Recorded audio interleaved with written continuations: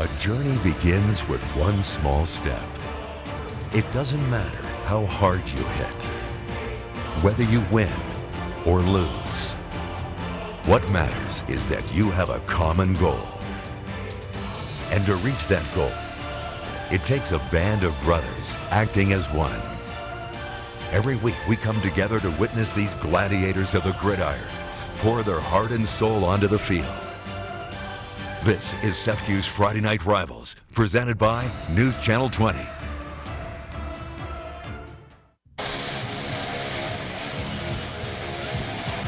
Good evening, everyone, and welcome to CEFCU Friday Night Rivals, presented by ABC News Channel 20.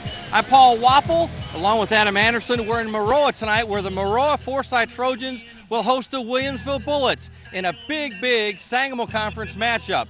Both teams enter this game with 2-0 records. Both teams playing with a lot of emotions on their side, not only on the teams, but for their communities as well. Earlier this week, David Root, the longtime superintendent for Williamsville, passed away after a long illness. And also earlier this week, Josh Justice, the head coach at Maroa Forsyth's father, passed away. So both teams with a lot of emotions on the line tonight, in addition to this being a regular big game, Adam. Yeah, this week was a great week, showing that football isn't everything. There's a lot going on, and it's just a small aspect of life. But it's also a welcome distraction for both communities. I believe they're both going to come out here in full force tonight, really get behind their teams and really show their community pride and what is a lot of heavy hearts in the stands tonight. Both teams are ranked in their respective state polls. What do you see as the keys to tonight's game, Adam? First up for Williamsville, it's going to be depth and tempo. Towards the end of last week against Auburn, you can see what their tempo and their depth can really do to a good team. They have the luxury of not having a lot of guys play both ways, offense and defense, which could be a very big factor in tonight because it's going to be another fast-paced game. If Maroa does not keep up and play their own game, then it could be a long night for the Trojans. My key player is Jace Franklin. I didn't pick him last week. He let me know I made a mistake. He, as we saw last week and in week one, he is a great running back. He keys the Williamsville offense. Maroa must contain him tonight or it's going to be a long night. For Maroa, they are the new kids on the block. They're a first-year member of the Sangamo. They've kind of had big wins in week one and week two, only giving up 16 points. But this is a different Williamsville team. They must have that kind of attitude still going in that they can win this game. Their key player is Tyler Ray. He's their quarterback. He holds the key to this offense. Coming off a big knee injury from last year, so he really needs to get back to being that explosive player. If he can orchestrate some big drives, we can see a Trojans victory here tonight. Should be a real good matchup, good game tonight, and the weather could be a factor. Obviously, we'll keep you posted as the game progresses. Right now, we're going to turn it over to Brendan Cullerton, who has our all-synthetic group, Midwest Field Conditions. Brendan? Adam, we are expecting some showers throughout this game, and that's per Channel 20 meteorologist Thomas Patrick. He tells me nothing too major that would cause delays, but over time, the field could get pretty wet here, but it is a turf field, one of the few in our area, and I talked to the athletic director. He says that changes things. It has a great drainage system, and so you'll see a lot less slipping and sliding on a wet field for turf than you would on the grass. And finally, very slight chance of lightning, but we're really not expecting it. And that is your pregame field condition report. And we'll be back with the opening kickoff in just a few minutes. Stay with us, everybody.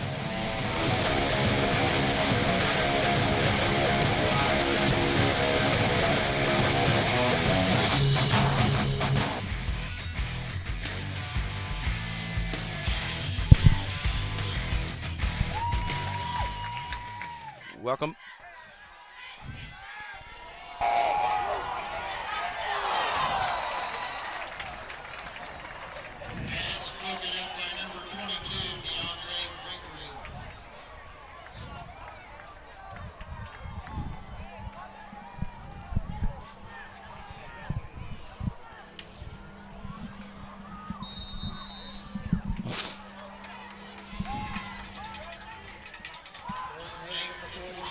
Welcome back to CEFCU Friday Night Rivals, presented by News Channel 20. 3rd and 8. Justice Ferrier in trouble. Gets away from a couple of defenders. Going to throw. Looking, and good defensive play there by Maroa Forsyth. DeAndre Gregory came up with the nice defense. Yeah, and actually good defensive play by Joe Mitchell there to fight off the interception. Thought Justice Ferrier could have just pulled it down and maybe gotten close to picking up the first down. Kind of an ill-advised throw there to launch it downfield as Gregory had Mitchell pretty well covered. So it'll be 4th and 8 from the 44. In case you just joined us, Williamsville scored on its opening drive. And the Bullets in punt formation.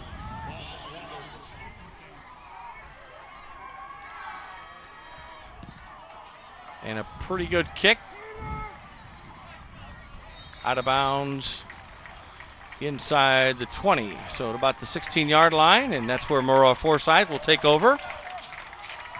So we'll see if Tyler Ray can get the fans excited for Maroa Forsyth and get them going. As you see some of the Bullet faithful enjoying the action. They made the trip over here from Williamsville. And I want to let you know that Friday Night Rivals is available streaming live online, brought to you by Cass Cable. Log on to CW23TV.com and click on the Friday Night Rivals link. You can also find complete game videos and photos from this season's games. CW23TV.com.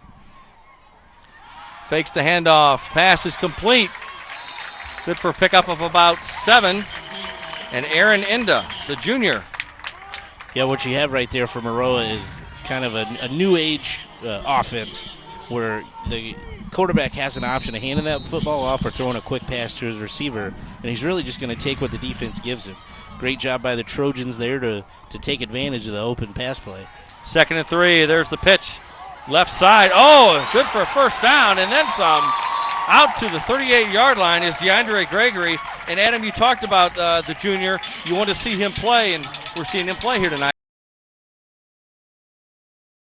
I think he really had a breaking out, and Coach Joseph likes to throw a few guys back there in the backfield. I really think Gregory could be a standout player. I think as the season goes on, they're going to see what kind of special kid he is. And that was good for a Casey's General Store first down, and Gregory with the carry again gets about 8 on the play.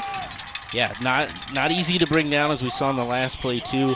Has a lot of power in that 5'8", 165-pound frame. First quarter action from Maroa. 7-0 Williamsville. Both teams looking for win number 3. And there's the handoff. Near side breaks the tackle, but can't get by a host of other Williamsville defenders. Is Jackson Nelson, the 6', 175-pound senior. A lot of white jerseys out there. Great job by Datavian Woodson to really slow that down at the start. I know Coach Coons and defensive coordinator Coach Patrick aren't going to be happy about the missed tackle, but I think he had a lot of friends coming to help him out. Brings up 3rd, and let's call it 4. Oh, and a nice defensive play there. Thrown back to the 35-yard line. Yeah, not sure if there was maybe some miscommunication, but great job by the Bullet defensive line. Zeke Kern right there. Just nobody picked him up. You can't forget those linemen. So 4th and 10. Cameron Boline back to punt for Maroa Forsyth. High snap, gets it off, no pressure on him. Ball takes a Williamsville bounce, and the Bullets will take over at the 38-yard line.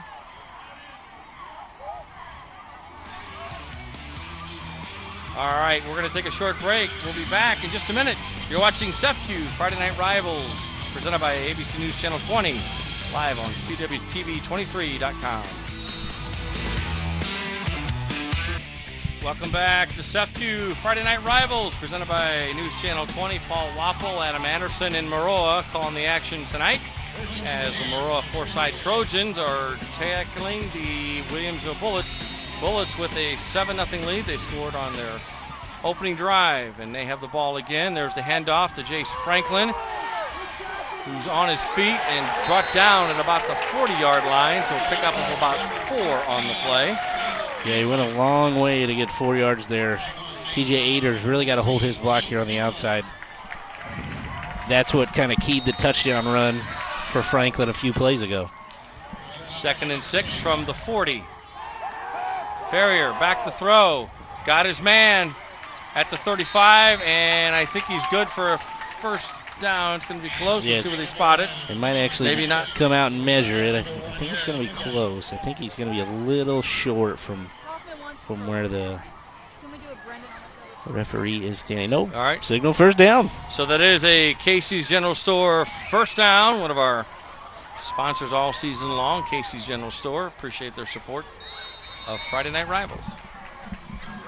So first and 10 from the 46. There's the handoff. Franklin shaking and baking. Coming this way. Not much. Let's go down to Brendan Cullerton, who has more on the sidelines. Brendan? Guys, kind of a nightmarish start if you're that Trojan defense. I talked to all the coaching staff before the game. They're all keying on Justice Franklin, and on that very first possession, he takes it on more than a 50-yard run all the way to the house, so it looks like they're slowing him down a little more now. I talked to the Williamsville coaches who said if they throw the kitchen sink at Franklin, they're going to have to pass it. We haven't seen him do it yet. We'll see if they have to. All right, guys, back to you. Thanks, Brendan. And Franklin again with the carry to about midfield, but he had to earn every yard there. The Trojans are not making it easy on him. He's really taking some tough hits, but he's a big kid. You really have to bring the fight to him, or he'll rip off some big runs. Third down and 5. Ferrier back to throw. Under pressure. Oh, gets away. And this second time he does not get away. And a big play by the Maroa Forsyth defense there. Number 59, Luke Holback, the senior, with the big play. Yeah, and Logan also picks up the football. Justice Ferrier's got to get two hands on this. Just slips out of his hand as he's trying to catch his balance. Big momentum shift back towards Maroa. So the turnover, and the Trojans have excellent field position at the Williamsville 40-yard line. Penalties and turnovers are how big games are usually won. Hopefully both teams can kind of eliminate those, but it's a big change of momentum so far here for Maroa. Tyler Ray, the senior quarterback. Shotgun formation. Back to throw. Looking right side. Oh, dropped, and a flag on the play. Aaron Enda, the intended receiver, dropped it, but like I said, there was a flag on the play with 2:11 to go in the first quarter. Another Trojan receiver, I think, just got a little too excited before the football get there. You got to bring that ball in. You got to secure the catch before you're doing anything else.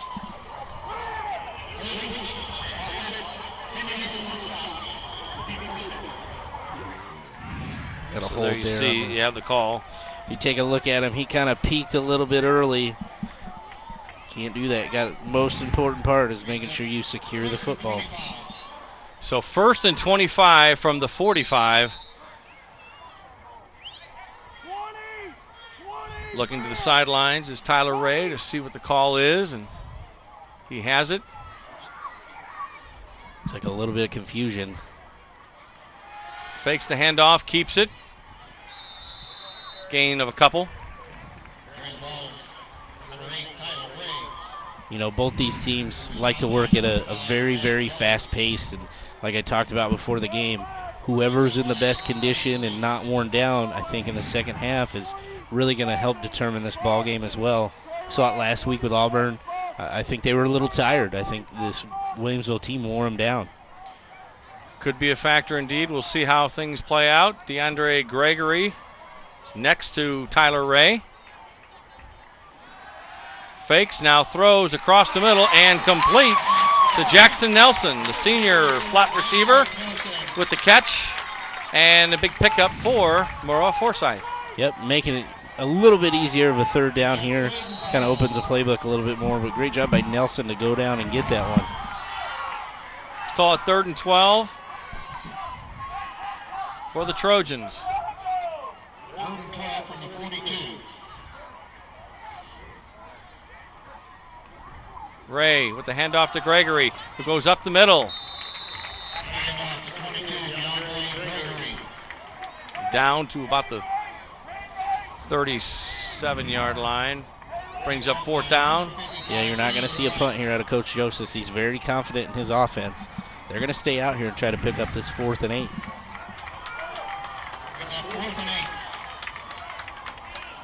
There's the throw across the middle, complete, good for a first down, and he's still on his feet. Oh, and finally brought down inside the 10 at about the 7-yard line, and a big catch by the big man for Maroa Forsyth. Yeah, Logan Alsop, 6'2", 205. He's not easy to bring down, I think, as the Bullets just found out. Just a simple little pop pass, and you can't just throw a shoulder tackle into him. You really got to secure it and bring it down. 6'2", 205 pounds. So late in the first quarter, 24 seconds to go, 1st and goal for Maroa Forsyth. Fake to Gregory. Oh, throws a bullet, incomplete. Intended receiver was Inda. Yeah, Coach Joseph has got to talk to his receivers when they get back. They've dropped a few easy on-target passes here. And, of course, Maroa Forsyth is inside the Shields Red Zone. I want to thank Shields, one of our Red Zone sponsors this year. From Friday Night Lights to crisp weekend afternoons, here's the football. Shields, and to the players who make it great, good luck this season from Shields. And we have a timeout on the field, and it looks like, yes. Yeah, Maroa took a timeout there. They sent out the punter, Cameron Bowline. He's also a backup quarterback. He is a speedster. Played quarterback last year when Tyler Ray went down, so maybe they needed to talk about it a little bit more. And I want to remind you, our regularly scheduled Friday night CW shows will air immediately following the game. Watch Masters of Illusion, followed by Penn and Teller. Fool Us. That's tonight after the game right here on CW 23. 7-0. So Maroa Forsyth trying to tie things up late in the first quarter. Oh, there's a cute fan. Future cheerleader. That's a very large bow she has. All right, yes. Almost probably weighs more than she does. Is that a shot of the concession stand? Oh, boy. I'm hungry. All right. So far, so good with the weather. Yeah. Turning out to be a nice night. And I think the wind has died down a little bit, too, as the sun's gone down. So that's going to play into both teams' strengths, too. 2nd and goal from the 8. DeAndre Gregory in the backfield. And there's the keeper for Maroa Forsyth. So Cameron Bowline took the snap. Yeah. He came out before they called the timeout. Maybe they wanted to talk about it a little bit more. He's got some speed, so good job by Joseph to throw a little special package at Williamsville. All right, so the Trojans threatening to score. That's where we'll pick it up. When we come back, you're watching CEFCU Friday Night Rivals, presented by News Channel 20, live from Maroa. Back in just a minute. Stay with us. Welcome back to CEFCU Friday Night Rivals, presented by ABC News Channel 20. Paul Wappel and Adam Anderson in Maroa, where the home team, the Trojans, will open the second quarter on 3rd down and goal from their own 3-yard line. So Tyler Ray is not at quarterback. Bowline with it, and he's going to keep it, and he barrels away, and he is in for the touchdown. So the 3-yard run works. Yeah, Cameron Bowline, he's a change of pace, 5'9", 135. I think 5'9's probably being generous too. But great job. He's a great little runner, and he kind of hit in there and got in the end zone. And that is a Young Security touchdown and $50 donated to the St. Martin DePore Center in Springfield. So thank you very much to Young Security, and a nice touchdown run there on the keeper for Bowline.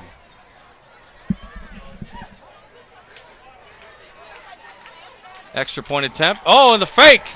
And he's going to keep it himself. So give him another point. That's 7, and we're tied at 7. Now check that. So Bowline, and a little trick action there for the Trojans. Yeah, I'm not sure if maybe he wasn't ready for the snap or because he didn't really have any receivers, and this Bullet special teams has got to be ready for that. Happened to them last week, and they gave up a 2-point conversion, so now they're looking down 8-7. Could be a big point in this, big factor in this game. Could be a big point in this game. No pun intended. But Maroa Forsyth takes the lead 8-7 with 11:55 to go here in the second quarter.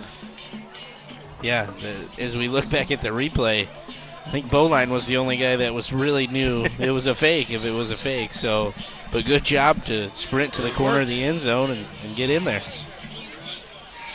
And both of these schools have a lot of very rich tradition football. And check it out. There it is, the Chick-fil-A row of the game. Each person in that row gets chocolate chip cookies. Thanks to Chick-fil-A for sponsoring our row of the game. And there's some excited young fans indeed. And they're the cookies. And once again, we're shut out, Adam. But yeah, that's okay. I know. That's okay. Looking at the row of the game every week makes me hungry. Congratulations, and thanks to Chick-fil-A. And there's the kickoff. Out of bounds inside the 25-yard line. I think Williamsville was set up for maybe an onside kick, too. You never know. Coach Joseph does like to take chances, and I wouldn't be real big on trying to kick it deep to Jace Franklin or to Tavian Woodson either. So Bowline with the 3-yard TD run, 7 plays, 40 yards, took a minute and 42 is all. And, of course, he scored the 2-point conversion as well, and 8-7, Maroa Forsyth. Wondered if we'd see a lot of offense in this game, and of course we still have almost 3 quarters to go, but 8-7 after 1, and we thought these teams were pretty evenly matched, and so far so good. Yeah, I think Maroa should actually feel pretty lucky to only be up now 8-7. The turnover kind of helped him out a little bit, but with the onside kick, and Williamsville did miss some open guys. Hopefully they get it fixed here in the second quarter. I'm sorry. All right. And there's the handoff to carry to Franklin, who's crossed midfield. First down and inside Maroa Forsyth territory to about the 47-yard line is Jace Franklin. One guy's not going to bring Franklin down. He's a special player. Unbelievable run right there. We'd like to thank Brandt Professional Agriculture. Brandt is one of our first down sponsors all season long here on Friday Night Rivals. So thank you very much to the fine folks at Brandt, and a nice run by Franklin. It looks like a late flag came in. I'm not real sure where it came from. And there you see the call, holding then. So it will not be a big pickup for Jace Franklin. That's a killer right there. A big first down play. Now you're looking at first and only 15, so it must have been a spot foul somewhere down as Franklin was making his moves. But so first down and 15. As you mentioned, from the 31, Franklin, right side, down the sidelines, still on his feet, cuts back in, and out of bounds at about the 42-yard line. When you have a player like Jace Franklin, you don't want to overwork him, but, man, it's very tempting to just keep giving him the ball and giving him the ball. Second down. Oh, and somebody moved. Those are frustrating penalties as a coach, especially for a defensive lineman. You're literally an arm's reach away from touching the football. Got to have your eyes on it so that doesn't happen. I know Coach Joseph is going to let his team know that's the second one they've had tonight. Really got to watch the football.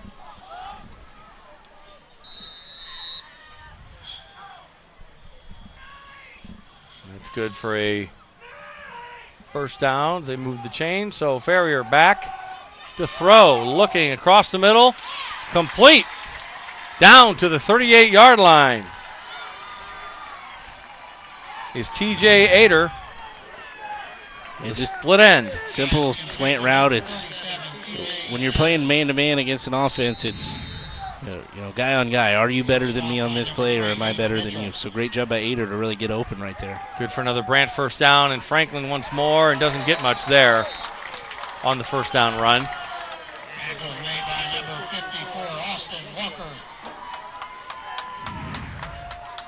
Austin Walker right there slipped in. Great job to fight off the lineman on the backside and stop that play before Franklin could get going.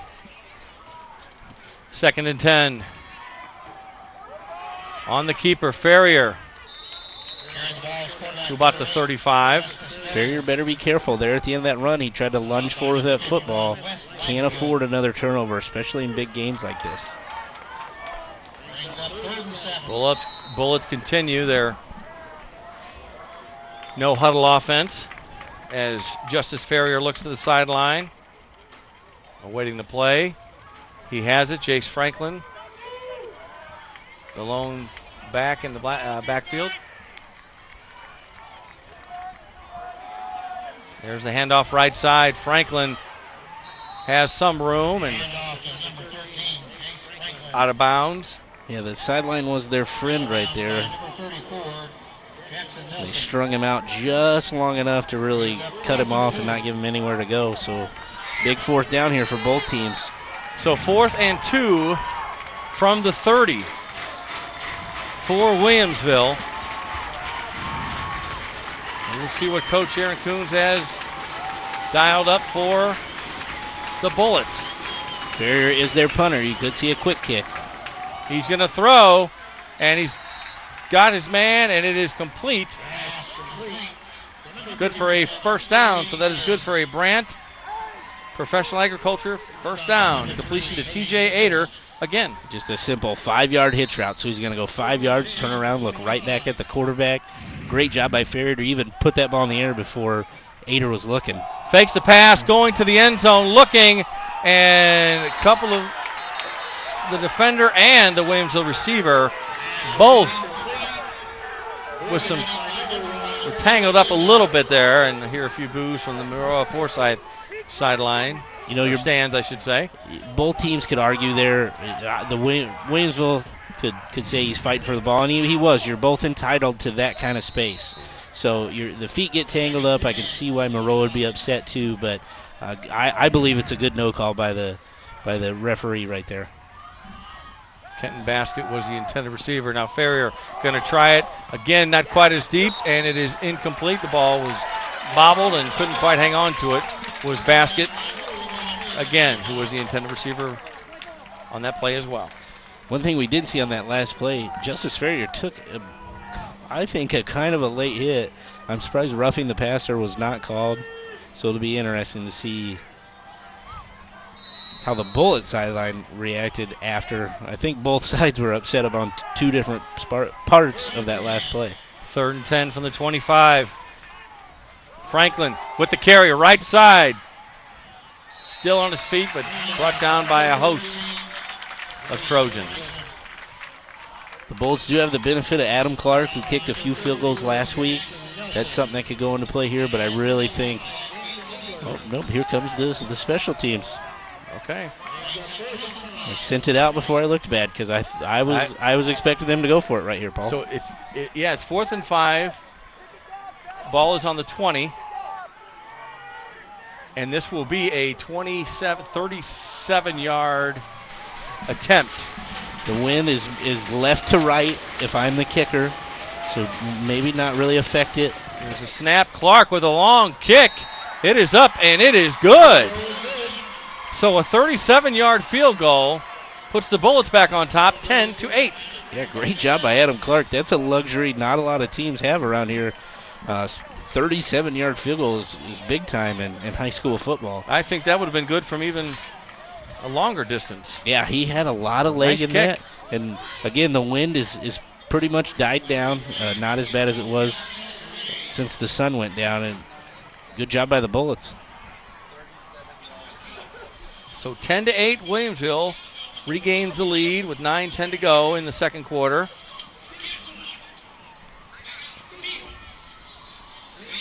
On what so far is a nice night for high school football. And there's a great shot of the skyline right now here in Maroa. It's beautiful out here. We're right off the road as you come into Maroa. It's a beautiful sight as you're pulling up to the school in the field.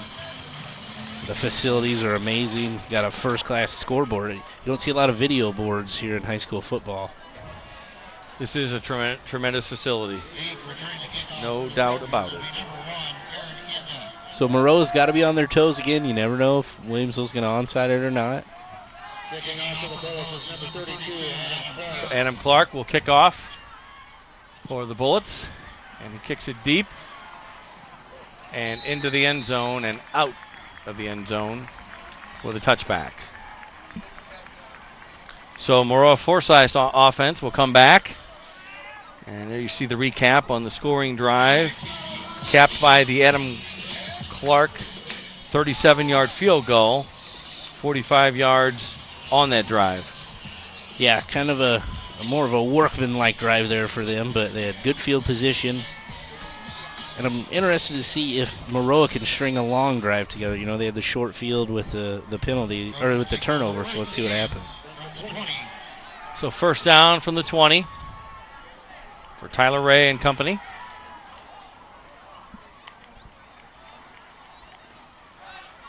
Ray will throw, complete for the short pass. And nothing doing on that one. Yeah, Cade Baskett kind of swallowed that one up before it got started. Baskett had a big week defending. Should have had probably about 3 or 4 interceptions last week. Went kind of in and out of his hands.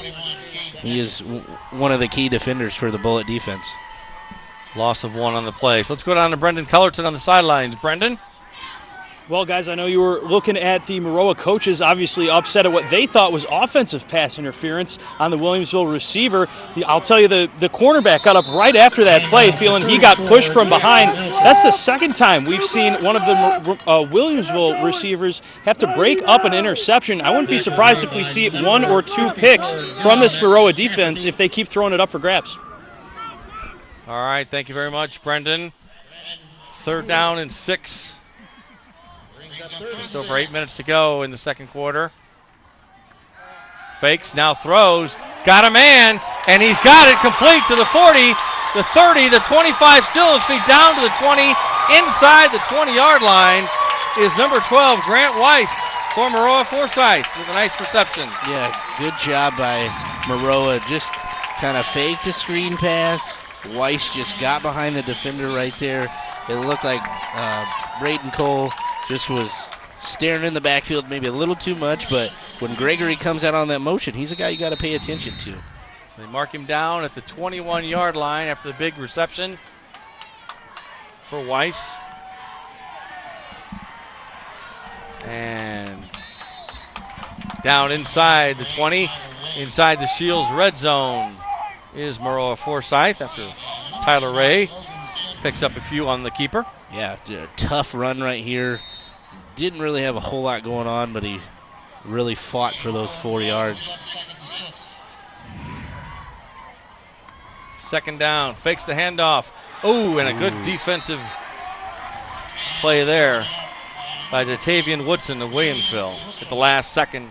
Yeah, deflected it. He's very quick. He's got that breakaway speed. Kind of read that one early. Second too long by Tyler Ray on getting that ball out there. Brings up 3rd and 6 from the 17 of Williamsville. And there's Bowline back at quarterback. He's going to keep it, goes left side.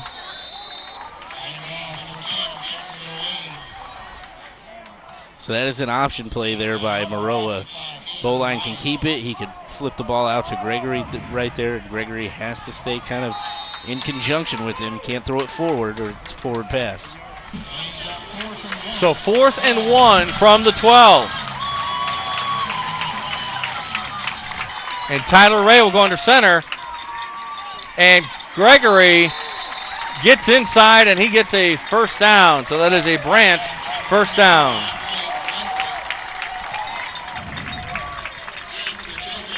And I want to let you know that Friday Night Rivals is available streaming live online, brought to you by Cass Cable. Log on to CW23TV.com and click on the Friday Night Rivals link. You can also find complete game videos and photos from this season's games. And back to throw in the end zone and broken up at the last second by the Bullets. Threw it a little long. No flags on the play. Yeah, kind of floated that one up there. Both guys were Pretty fighting. high, yeah. Yeah, Brandon Cole fought that one off.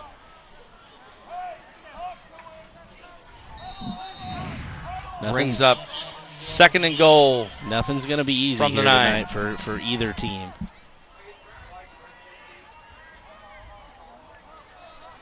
So Tyler Ray fakes left. Is he going to keep it? No, he throws in the end zone, and it is complete and good for the touchdown. Jackson Nelson with the 9-yard TD reception, and that is good for a SEFCU, good for a Young Security touchdown, and another $50 donated to the St. Martin de Porres Center. Yep. Thanks to Young Security, and a nice play there. Yeah, Nelson wasn't originally open, worked to find an open space and made sure he stayed in Tyler Ray's vision. And great job by dumping that ball in there. With a lot of defenders around him. It was a tight pocket he threw it in. So 14-10 now. Maroa Forsyth over Williamsville. And let's see if they go for the extra point or the conversion. And they're going to go for 2. Tyler Ray rolling, throws, and caught by the Williamsville defense, so nothing doing there. Catch on the play, DJ Mumaw for Williamsville. So right now we're going to take a short break. When we come back, the Trojans have the lead 14-10 over the Williamsville Bullets. You're watching SEFCU Friday Night Rivals. Stay with us. Welcome back to SEFCU Friday Night Rivals, presented by ABC News Channel 20. Paul Wapple along with Adam Anderson here in Maroa. We've got a good one. 14-10, Maroa Forsyth has just taken the lead against the Bullets with 6:26 to go in the second quarter. Yeah, Maroa tried a little short kick right there. Bullets kind of anticipated it might be coming. Both these coaches do like to take some chances, as we saw earlier with Williamsville. Ball is on the 38-yard line, so pretty good field position for the Bullets. Justice Ferrier back at quarterback. Hand off to Franklin. Looks for some room. Not much, out to the 40, pick up of a couple. Yeah, they've really done a better job of bottling him up after he broke off that big run. You really just got to focus on tackling him, too. You can be there and you can be waiting for him, but he's not easy to bring down. Franklin, he gets loose. Look out. There's the fake. Ferrier on the keeper and a flag. Ball came loose maybe at the last minute. No, it didn't, but flag on the play. Yeah, it's going to be a hold there on Williamsville again.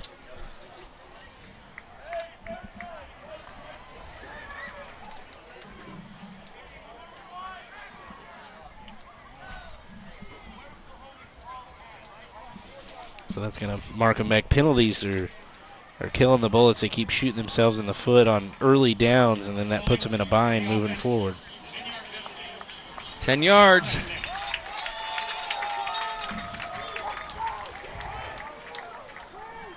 This will be 2nd and 18 from the 30.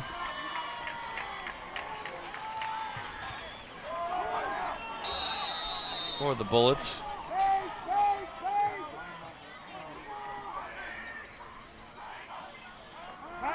Back to throw. Oh, almost picked off, but pass is complete at the 36-yard line.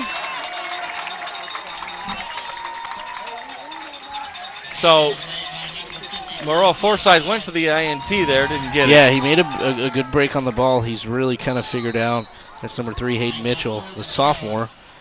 Made a good break on the ball, just did not get there in time.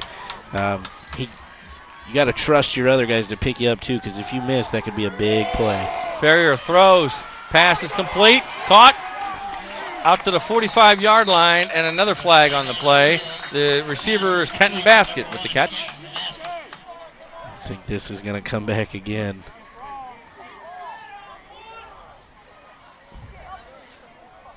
Lots of yellow tonight. Yeah. And I don't mean just in the stands. Yeah, not on the uniforms. Been a lot of – sometimes it happens when you get two fast-paced teams, two good teams. You're trying to do all you can, but, yeah, just simple block in the back there by number 56, Ben Davis.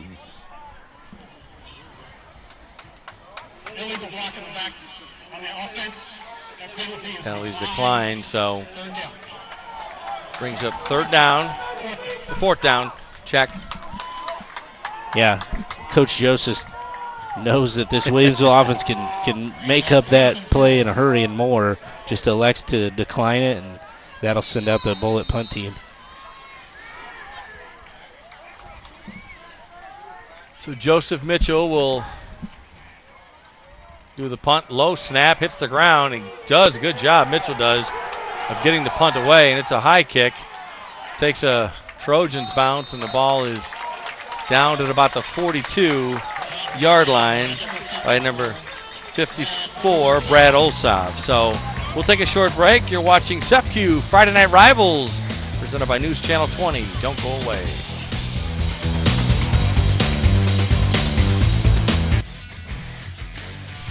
Welcome back to SEFCU Friday Night Rivals, presented by ABC News Channel 20. Paul Wapple and Adam Anderson calling the action from Maroa. Got a good one here, 14-10. Maroa Forsyth leads Williamsville with 4:54 to go in the second quarter. And a good night for high school football weather-wise. So far, so good. Yeah, a little bit of a breeze, and rain's held off. So far, we'll keep it away. So 1st and 10 from the 43 for the Trojans. Ray with the handoff to Gregory, who's got some room, cross midfield to the 45 and down to the 45, and still on his feet, and finally tackled out of bounds, and a flag on the play. Gregory with a nice run, Adam. You're either going to see I think you're going to see a face mask here on that flag. And you are indeed correct. Face mask, so that's a big play. Yep, that's another 15 yards. There you see the handoff, so 4:45 to go in the second quarter. And right now we're going to take a short break. Oh, let's go to Brendan. I take that back. Let's go to Brendan. Brendan, what do you have for us? Well, guys, it was actually during one of our commercial breaks, right after that failed two-point conversion from Maroa.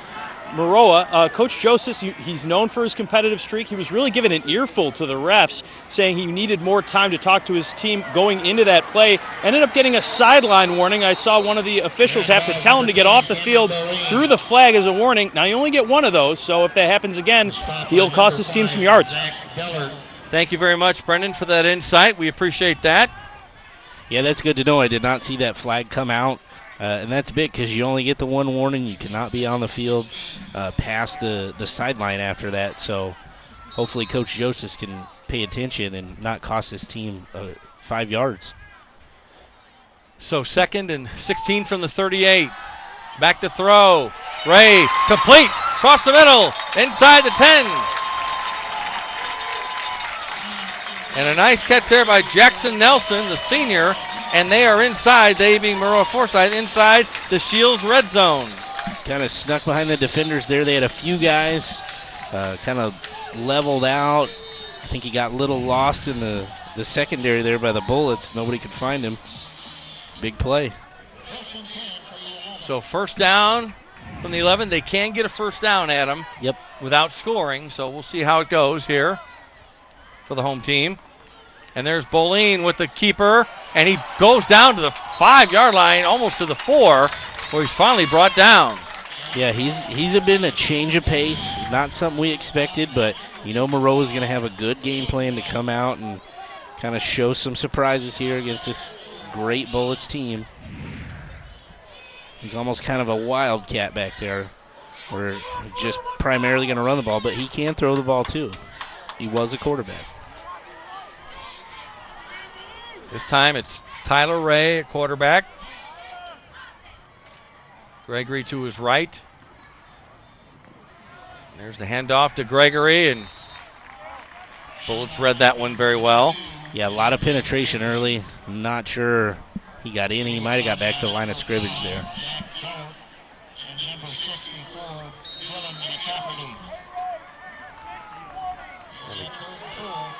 So 3rd down. With 2:36 to go in the second quarter from Maroa. Tyler Ray, shotgun formation. Handoff to Gregory, who's going to the right side, and he's going to make his way into the end zone. Touchdown! And that is a Young Security touchdown, and another $50 donated to the St. Martin DePore Center. Thank you very much to Young Security, and a nice touchdown run by DeAndre Gregory. Yeah, he kind of slow played that, let his lineman get out in front of him. Read his blocks. Great job by the Trojan offense to get in the end zone. And the fireworks going off here, and Moroa, literally, for the touchdown. That makes it 20-10, pending the outcome of the extra point. And let's see how Moroa Forsyth decides to play it, Adam. It looks like they're going to go for 2 here. I don't see a kicker out there. And are they going to think about it now? They may be rethinking, and they are going to call a timeout. So the Trojans call timeout with 2:21 to go in the second quarter. They want to talk about it, Adam. Yep. And kind of an important one here. I'd be surprised if they go for 2, but maybe Coach Joseph just kind of thinks that way. And time to take a look at our SEFCU Smile Cam. And a food cam, too. What the heck? Well, they got some smiles out there tonight. You see some folks wearing jackets, and we talked about a little bit of a breeze, and there are some of the young at heart watching the ball game tonight. Look at that. Smile. I'm on TV. The SEFCU Smile Cam. SEFCU, not a bank. Better. So, hey, text your friends. I'm on. Hey. The Smile Cam does the trick.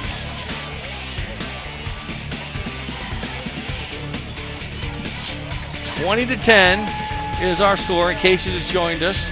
Paul Wapple and Adam Anderson, and we're enjoying the Smile Cam right now as Trojans wanted to talk about whether they go for 1 point or the 2-point conversion after the touchdown run by DeAndre Gregory. Looks like they are going to line up and go for 2. Really not hurt anything either way with a 10-point lead.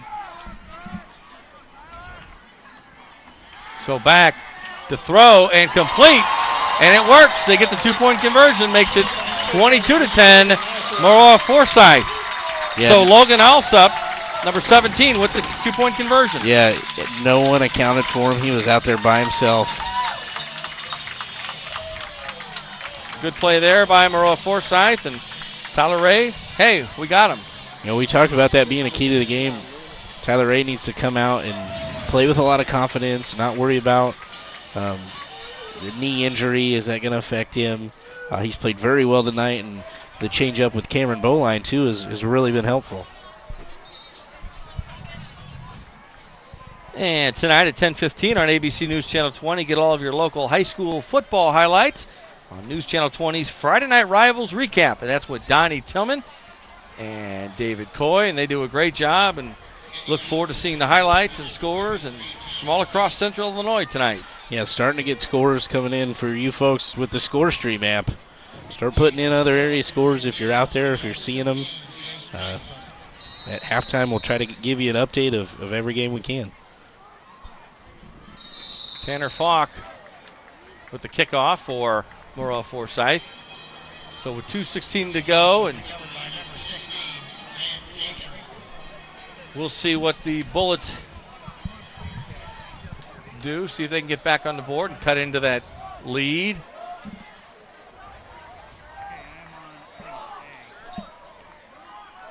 They've got a couple shot of there, the timeouts. drive, 6 plays, 57 yards.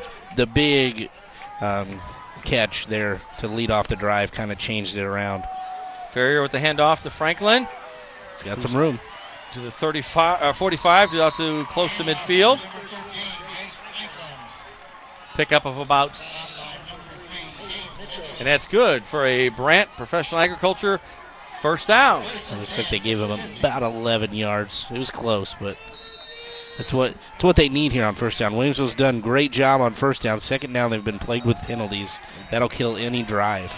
Go to Franklin again, and one of the players' helmets comes off for Moroa Forsyth. So once your helmet comes off, you do have to sit out a play. So he'll have to come out, get his helmet back on, and then get back out there.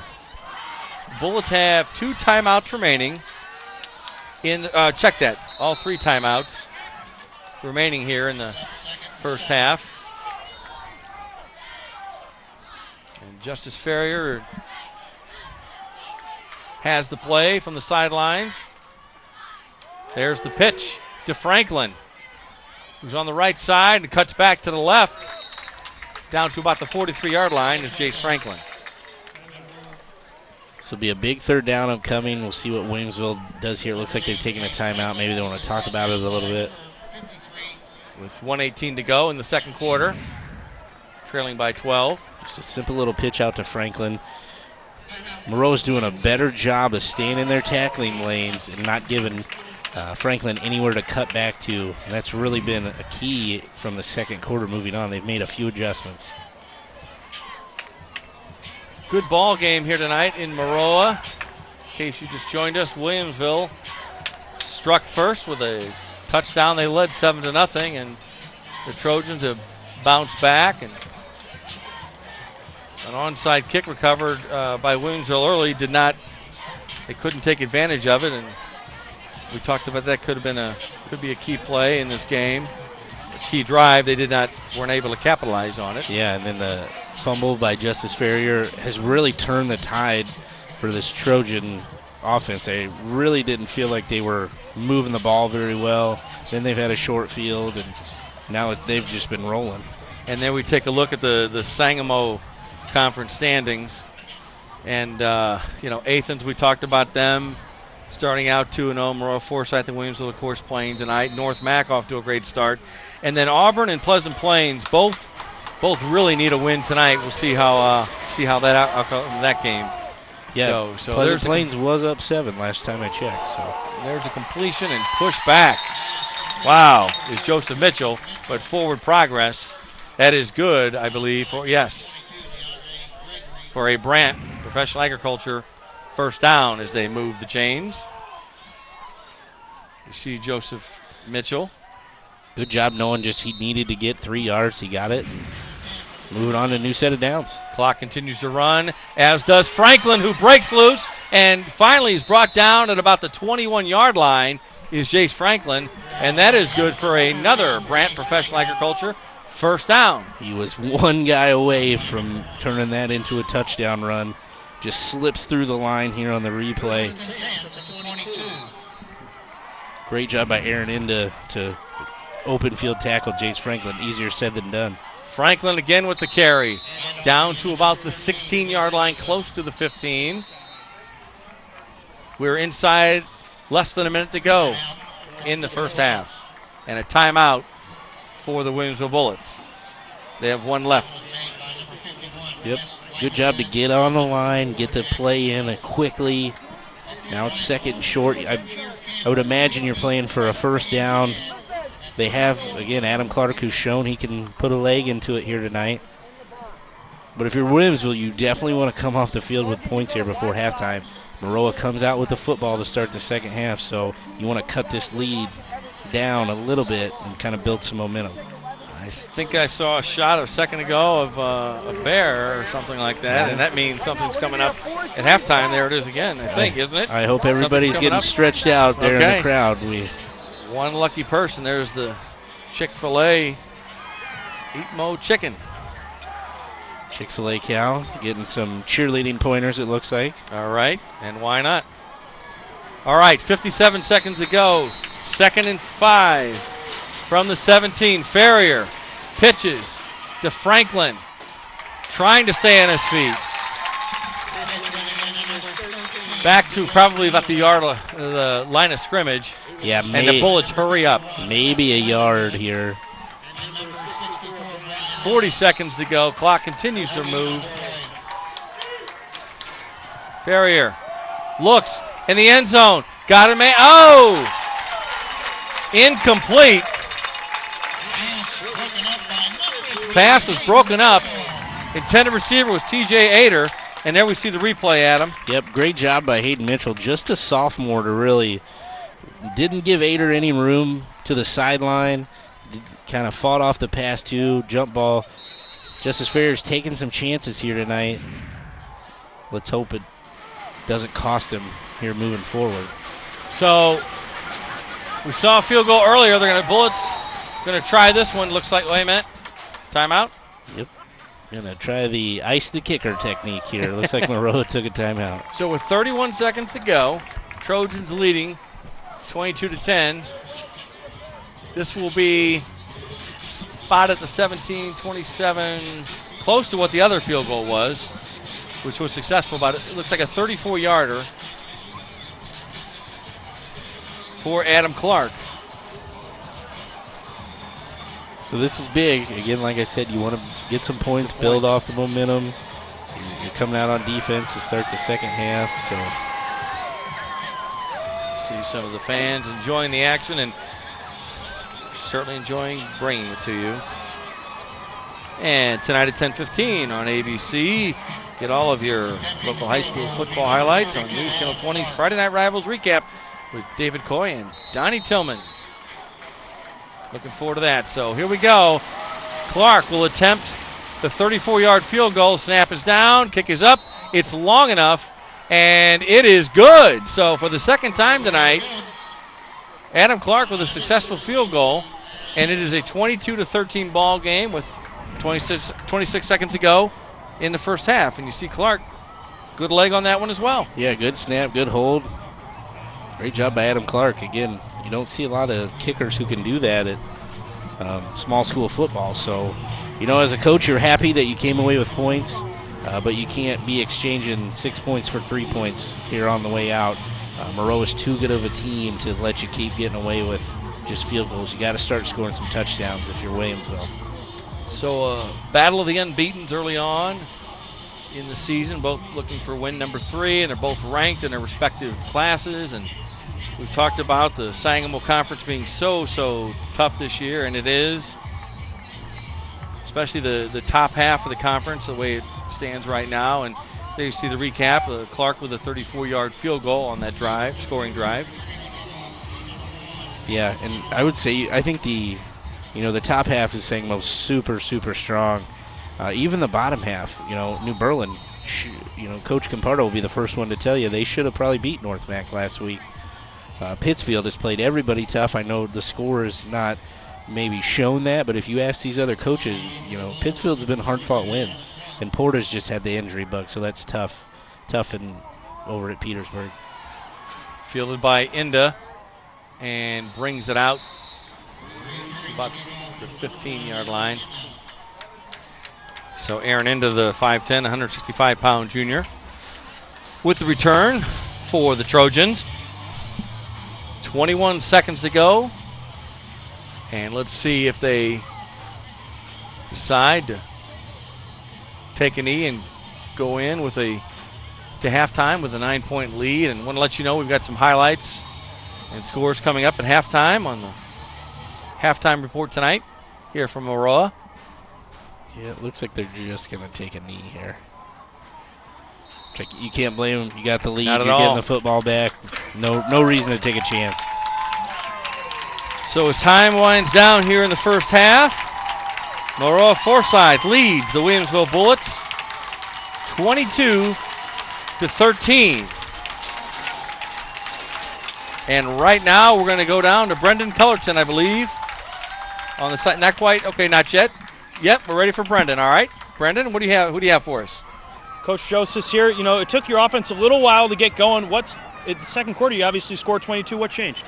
I think we had a little nerve starting out. They had a nice drive to get started. Onside kicked. We fumbled it around and dropped it, gave them good field position, and then I think we settled down and started playing Trojan football.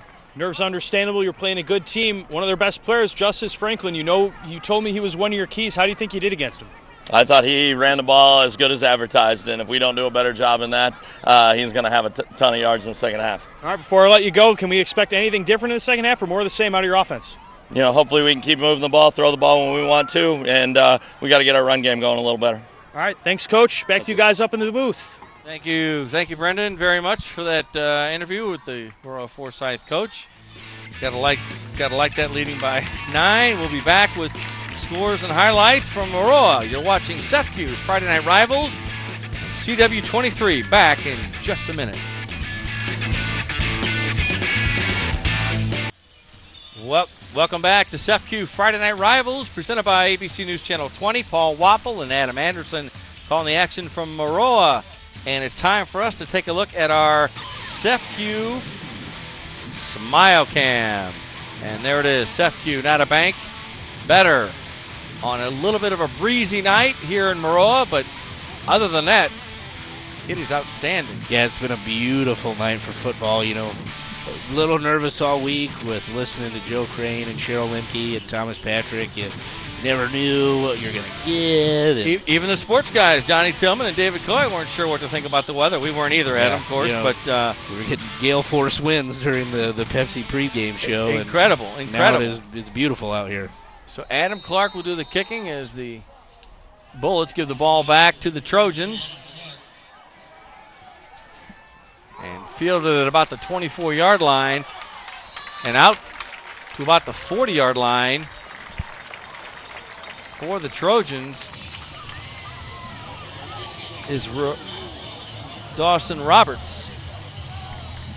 So the junior with a good return for the home team, and with 7:22 to go and a 2-point lead, that's where Tyler Ray and the Trojans will pick things up. You see Jace Franklin scored there with a 1-yard TD run set up by that big pass play where he was open and ran for a big gain.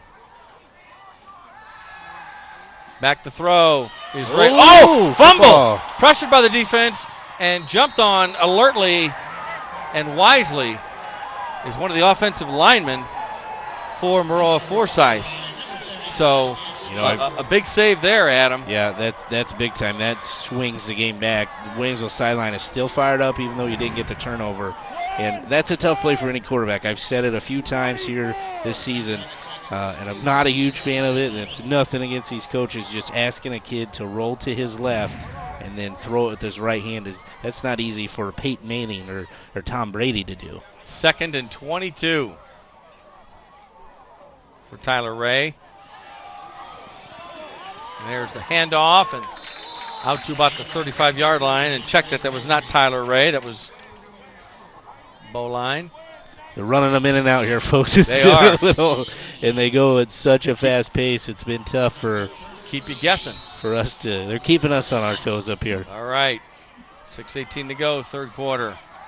And it's Ray this time. Picked off at the 30 to the 25, down to the 22-yard line. And the Bullets defense comes up big there. Datavian Woodson, the 5'8", 160-pound junior, with the big INT there, Adam. Sorry, folks. I saw Woodson break on that football late. I didn't think he was going to get there, and great job by number 3. I talked about his speed earlier, and you got to be careful. He read Tyler Ray perfectly right there and picked that football off. That's a big-time swing, and now the Bullets are in short field. 1st and 10. The carry, Franklin, who's on his move to the 10-yard line. So we're into the Shields red zone, and that is good for a Casey's General Store first down. This is what the Bullets aren't messing around, Adam. They're on the 11. They sense this game. They jumped. They sense this game changing. They're going to hop on that momentum. They're going to try to right in the end zone, similar to what they did to Auburn late last week.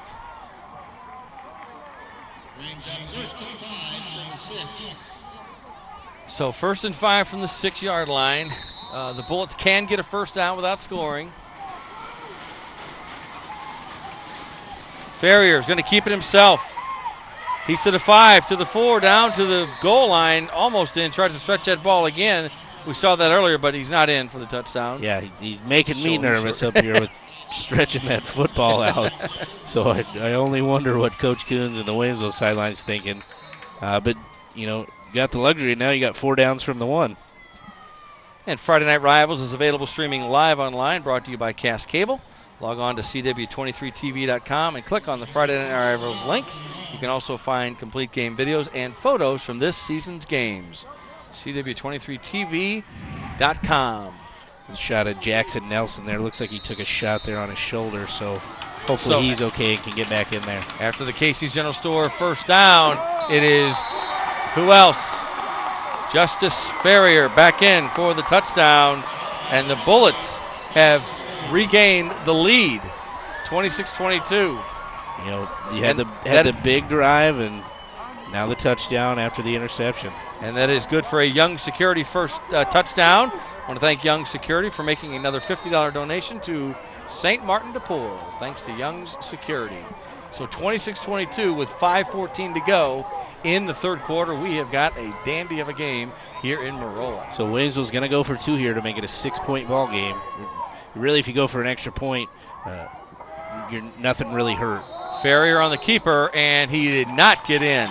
He did not get in, so 26-22. You want to make it a 6-point game there, so that's why you go for 2 and you don't elect to kick.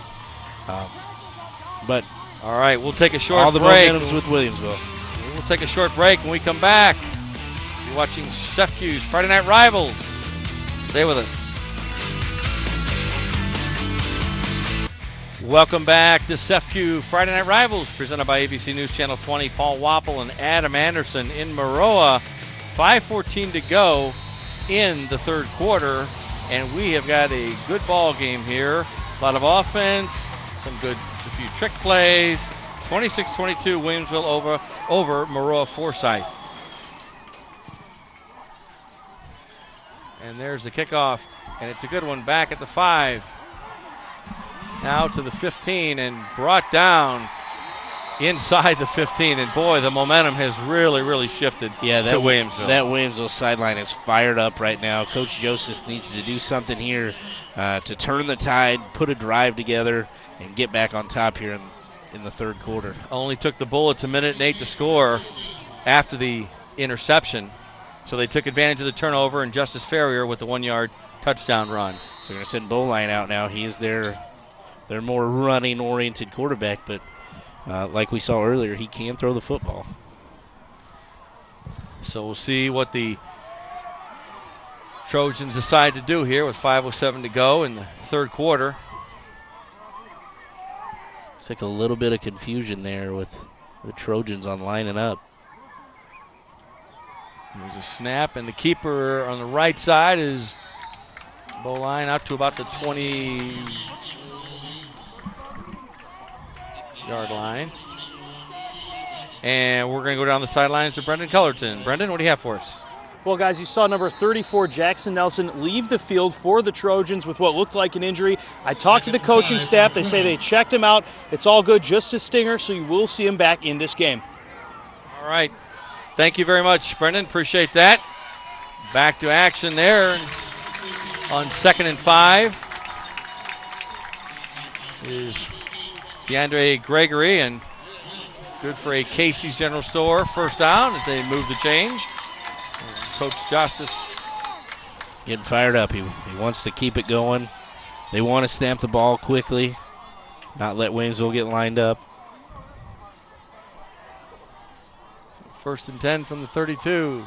Gregory, near side, on his feet, out to about the 34-yard line. Good job by Gregory to fight off number 52, DJ Moomaw right there. Moomaw had him at probably the line of scrimmage, maybe even in the backfield, but he's not easy to bring down with that stiff arm. Make it 2nd and 4 from the 33-yard line.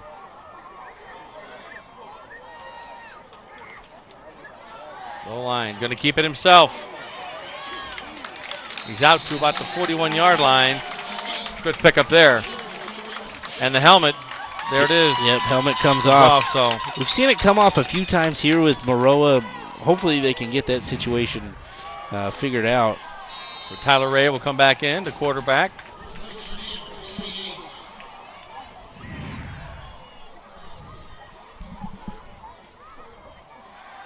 Back to throw is Ray. And it is incomplete. Yeah, I think hit the ground. I think it hit the ground. Grant Weiss, the intended receiver. Great job by Weiss to play that off. Maybe give him an Academy Award, but that did hit the ground there before he caught it.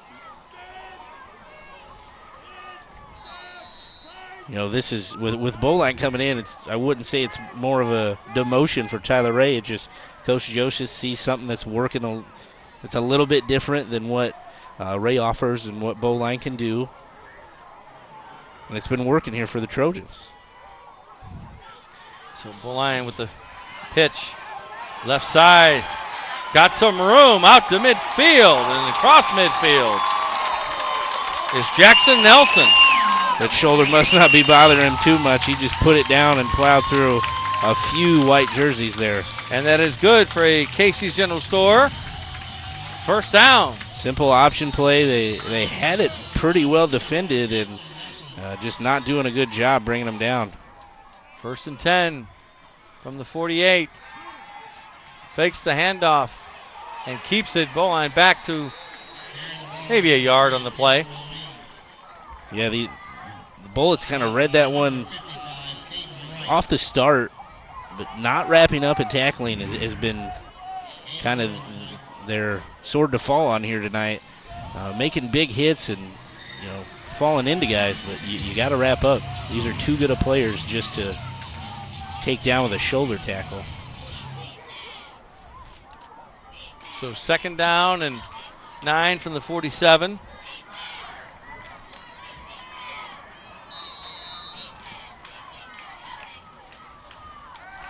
There's the pass, complete to the 45, to the 40-yard line. So a good completion there. Pick up for Jackson Nelson. Yeah, it's a screen play. It's more like just an extended sweep out to Nelson. Just getting him out in space, get him on the edge. He's not easy to bring down.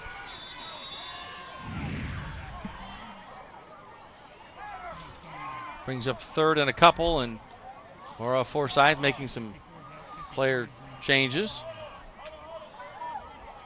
A few substitutions there. Need to make sure everybody knows what's going on here before they big 3rd down right here. Inside of 2 minutes in the 3rd quarter.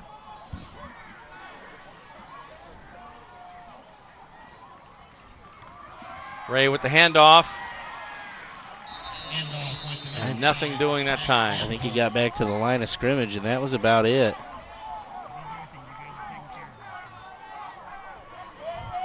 Be interesting to see if you're going to see maybe a kick. They faked the punt last time in this area. Looks like the Trojans are going to go for it. So it's 4th and 2 from the 40 for Maroa Forsyth. It does appear as if they're going for it. They do. Bowline keeps it. And no read way. Perfectly He by is the Bullet. stuffed by the Williamsville defense. Bullet defensive line. Caden Wright read that one from the get-go. Shed his tackler. Wrapped up, made a good tackle on Bowline and didn't let him stretch for that. So another big play for Williamsville is they come out in the second half fired up, and they take over on downs. If you're Maroa, you're not really hurt. You're giving up some field position, but got to take a chance there and trust your guys and swing this momentum back to your team. Hand off to Franklin, who's met by, he gets away from some Maroa defenders, and this time goes the other way. Nothing doing there. Down at about the 35, so loss of 5 or so on the play. Yeah, he kind of went from a loss of 6 to a long way to get a loss of 5. But that just shows the strength by Franklin right there.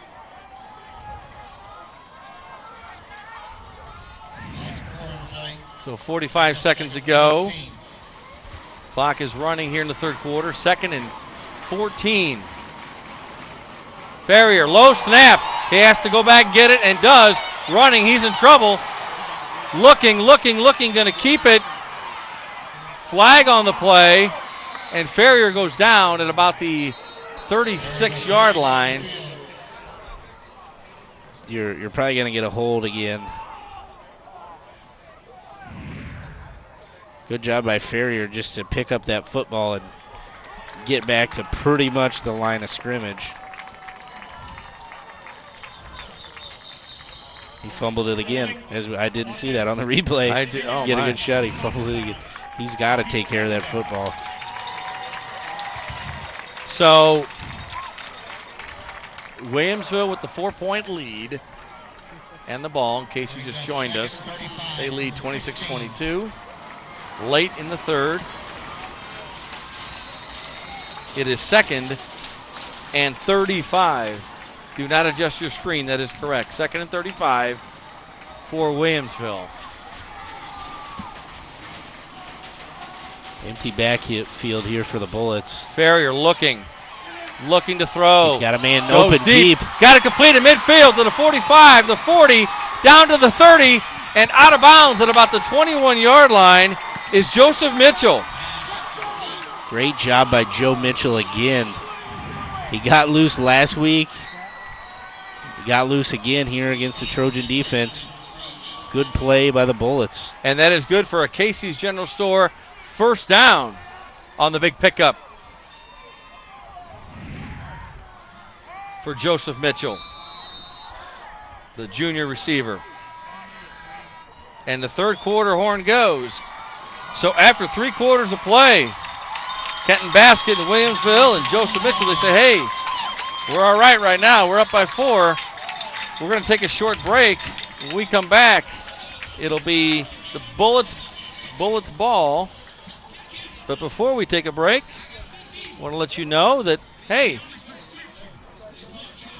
don't miss exciting college football action on the American Sports Network tomorrow, beginning at noon. First up, Boston College battles UMass, followed by North Dakota at Bowling Green, and Georgia Southern faces South Alabama at 7 p.m. Eastern Time. That's this Saturday, live on ASN. Check your local listings. You're watching SFQ Friday Night Rivals on CW23. Back with fourth quarter action in a minute. Stay with us. Welcome back to SFQ Friday Night Rivals, presented by ABC News Channel 20. Paul Wappel and Adam Anderson calling the action. The Williamsville Bullets leading the Maroa Forsyth Trojans 26-22. We're ready to start the fourth quarter. And when we do, it's first down and 10 from the 21 for the Bullets, who are on the move again.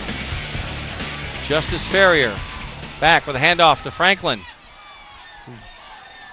Plows his way, still on his feet, down to about the 13-yard line. Maroa got lucky there, too. They had a guy run off the field right before the ball was snapped. They had 12 guys out there on defense. Franklin, just a tough run. He's not going to give an inch. And second down and 4. There's the handoff, and not much there. I want to mention a score along to you, an update. Pleasant Plains leads 24-15 at the start of the fourth quarter. Bit of a surprise. They lead Athens. Auburn. Check that. Auburn. It was Auburn last week. Yeah, yes. No, that is definitely an upset score waiting to happen. Good job by Coach Woolworth and the Plains team to be in that game. 3rd and 3. Ferrier throws across the middle. Touchdown! And 6 points for TJ Ader, the split end. Great. And want to thank Young Security System for sponsoring that touchdown. Young Security, one of our touchdown sponsors all season long.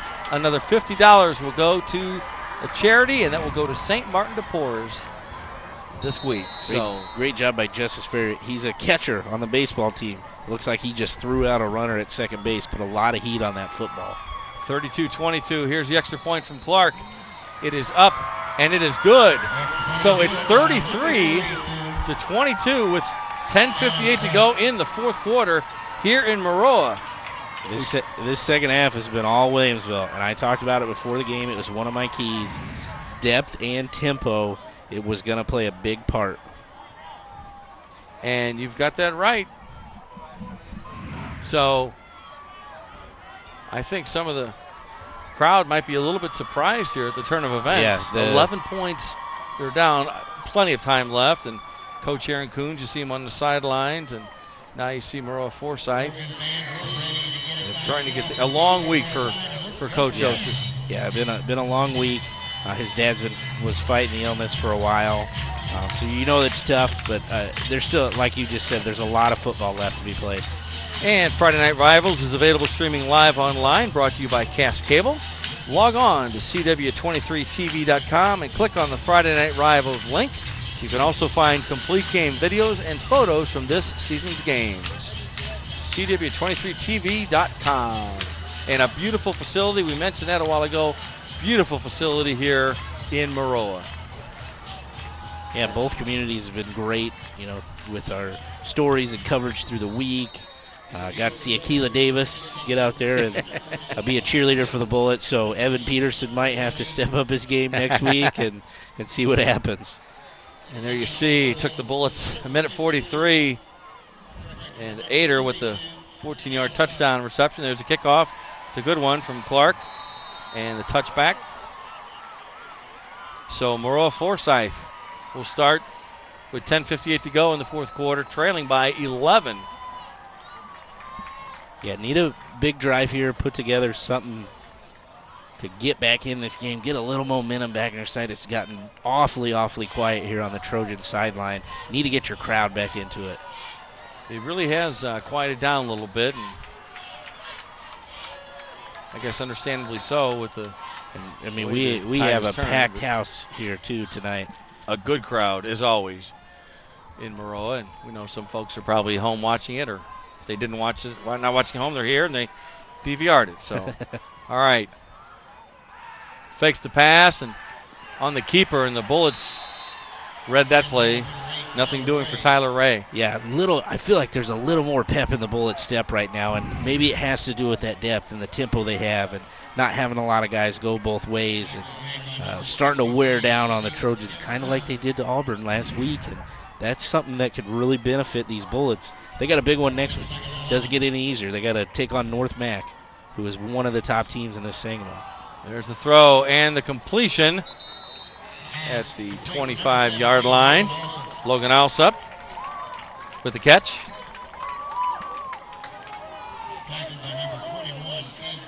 And Cade Beckett with the tackle. Alsup, that big target. I'm sure Ray's going to look to him a little bit. He is one of the leaders on the team. Ray back to throw again. Goes short. Incomplete. Yeah, tough catch there, or tough attempt to catch there by Grant Weiss. There was a low ball. Ray had to put it where there wasn't a defender, so. Brandon Cole, the defender. You know, they kind of picked on Brandon Cole early in the game. He gave up a few big pass plays over his head. He's played a lot better here in the second half. So brings up 4th and 4 from the 26. Punting situation for Maroa Forsyth. And the Trojans do just that. Takes a Maroa bounce. So pretty good punt. Down at about the 32-yard line. And that's where the Bullets will start their next drive with 9:46 to go. So we're going to take a short break. When we come back, it'll be the Bullets with the ball leading by 11. You're watching CEFCU Friday Night Rivals, presented by ABC News Channel 20. Stay with us. Welcome back to CEFCU Friday Night Rivals, presented by ABC News Channel 20. Paul Wapple, Adam Anderson calling the action. Williamsville and Maroa Forsyth, and we want to thank CEFCU for sponsoring Friday Night Rivals this season. CEFCU, not a bank, better. And there's the pitch to Franklin. As we continue fourth quarter action, he's got some room on the right side and down at about the 42-yard line. And look, you know, Williamsville runs that quick tempo, and they're going to still be quick to get up to the ball. Might see them maybe ease off the gas pedal a little bit, maybe run some clock. Got the lead, no need to be in a huge hurry. And when you got a back like Franklin, you have that luxury. 2nd and 2, high snap, drop by Ferrier, in trouble, and thrown for a big loss down at the 24-yard line.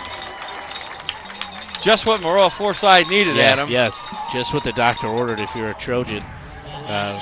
Just kind of took his eye off the football on the snap. He's got to clean up these little bobbles and take care of the football. Now you go from third and at least 2 to now you're at 3rd and 12. Clock continues to run in the fourth quarter.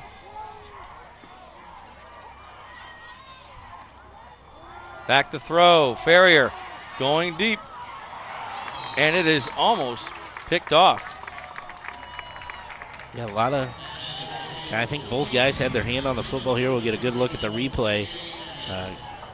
Good job by TJ Ader to kind of try to corral that one. But again, a mistake on 2nd down has really cost the Bullets another drive. And if you're Maroa, that's huge. Yes. You needed a stop right there. They need to stop. They need a break. So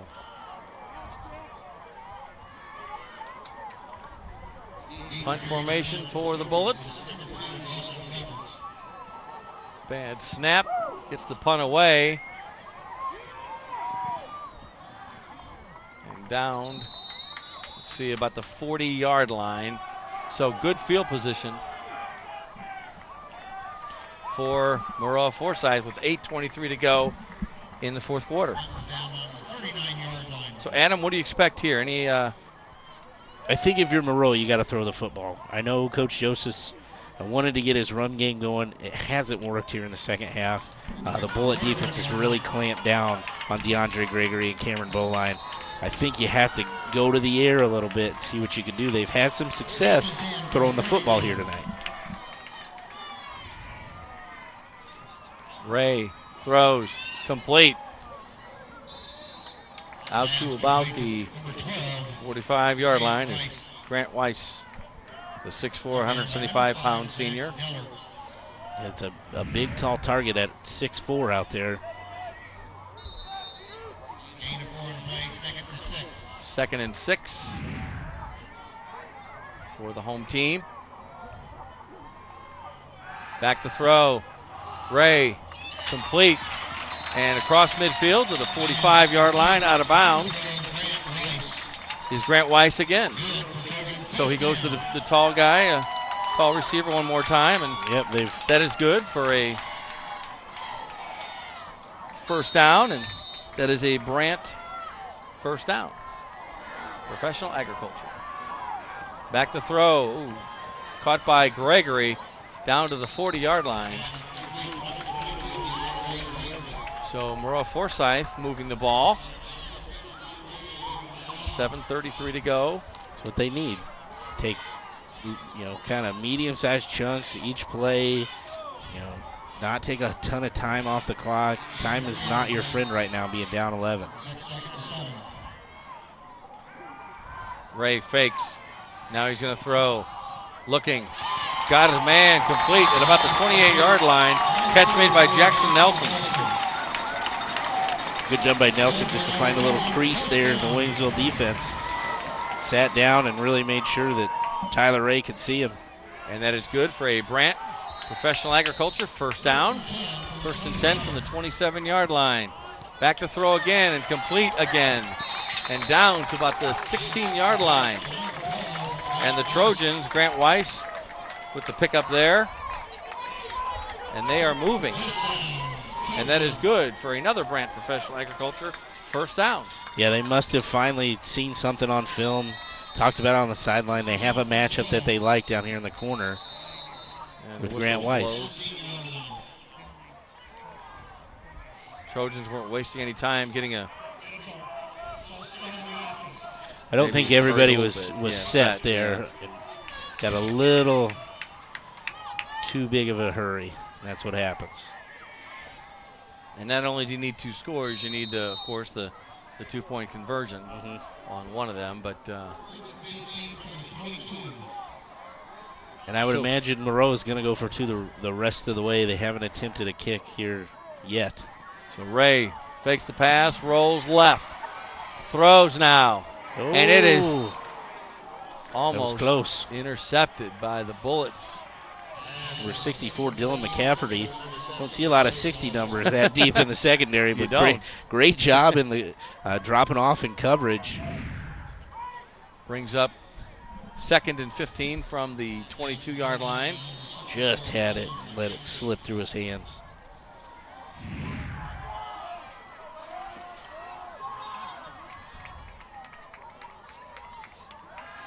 Ray back to throw. Moving, rolling right. Looking, has time. And it is caught. It is complete. And a good catch by Grant Weiss. We've seen more of him on this drive than we have almost the entire game. I think Ray's looked his way more now than he has for 3 quarters. But great job by Weiss to bring that one in. And good job by Tyler Ray to keep that play alive. Didn't have a lot of opening to really do anything there. Ray throws, this time incomplete. The intended receiver was the running back, DeAndre Gregory. You know, that's a tough throw there for Tyler Ray.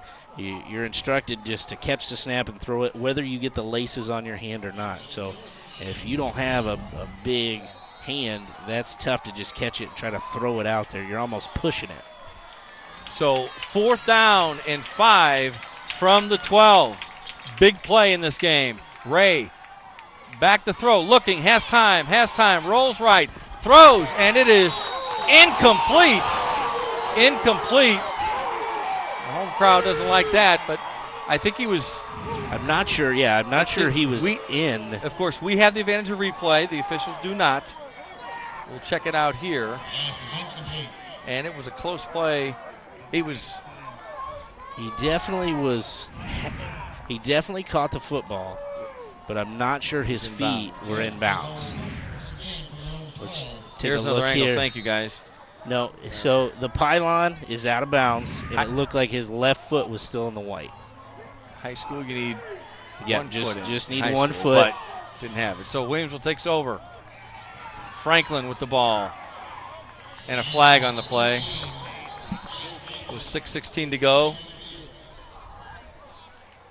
Great catch by Grant Weiss, though. You got two guys draped all over you, and he made a play there, but Jace Franklin looks like it's saying it's against the Trojans, and looks like face mask, and it is. And I want to take this opportunity to thank all of our crew and statisticians and everybody for helping us out tonight. Appreciate them putting this together and all the stories we've seen this week on Fox, Illinois, and ABC News Channel 20. Williamsville leading 33-22, and they have the ball. 6 minutes to go. There's the handoff. Franklin, left side. Breaks tackles, breaking him still. Down and out at about the 45. That is good for a Brant Professional Agriculture first down. Yeah, Jace Franklin just putting this team on his back here tonight. He's been the spark plug for a lot of drives, and he is a great player. There's no other way to say it. Want to let you know, everybody at home, that we'll be naming a player of the game and, of course, presenting the CEFCU Friday Night Rivals trophy at the end of the game. High snap, fakes it to Franklin and keeps it. Ferry does. Still on his feet. I don't know how, but he is, and he breaks it down to the 30, about the 31-yard line. So, great job by Justice Ferrier. I had no idea. I thought he had been tackled, or he was kind of swallowed up in there, and he just came right out of the pile. So that is good for a Brant Professional Agriculture first down. We're going to go down to Brendan Cullerton on the sidelines. Brendan? Guys, very reminiscent of last week when Williamsville gets that late lead, starts just running the ball, and you see the defense noticeably tired out there, just like Auburn was last week, with some players going both ways. Those 3-4 runs seem to become 7-8-yard runs, and then they break some big ones. We'll see if they can make them pass it. Thank you, Brendan, very much.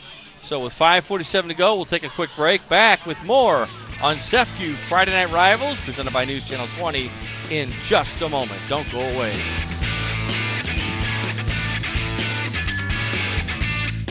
Welcome back to CEFCU Friday Night Rivals, presented by ABC News Channel 20. Paul Wappel, Adam Anderson. We're in Maroa with 5:47 to go in the ball game.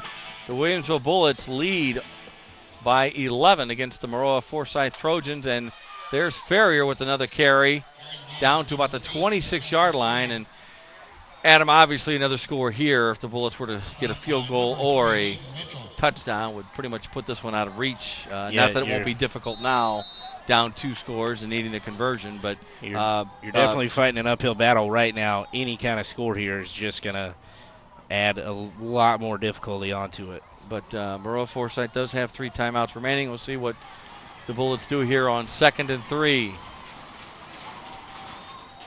There's the handoff to Franklin, who's had a good game again this week on Friday Night Rivals. He's down to the 20, and that is good for a Brant Professional Agriculture first down. So that is his 29th carry of the game, folks. He is a workhorse. 185 yards, 2 touchdowns on the night. One of them was a 55-yard run in the first quarter.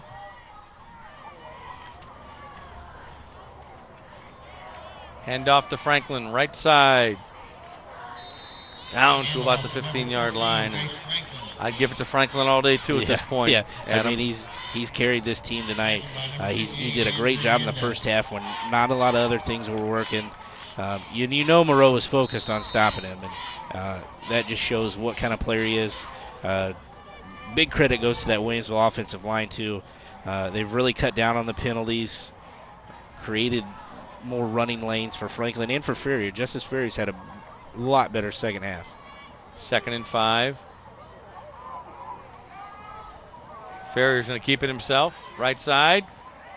Trying to pick up a couple. And Laura Forsyth with a stop there. And, you know, our thoughts go out. We talked about in the pregame. It's been talked about on different newscasts throughout the week. But our thoughts and go out to David Root's family.